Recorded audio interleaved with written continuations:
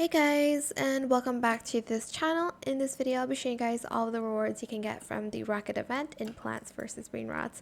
So this will be the last firework I need to hit for me to get the rewards. You'll need to hit 50 of these fireworks all around the map. Literally, it is easier in a private server where it's not covered by plants.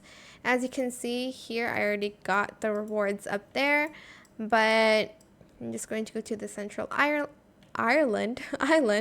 here, sorry, reset event, and here's everything you get. This Grande Explodito, this party pedal seat, and a snowball turret, which is just a gear that you're able to use. And yeah, that is pretty much what you get, really. I hope it was helpful for you guys.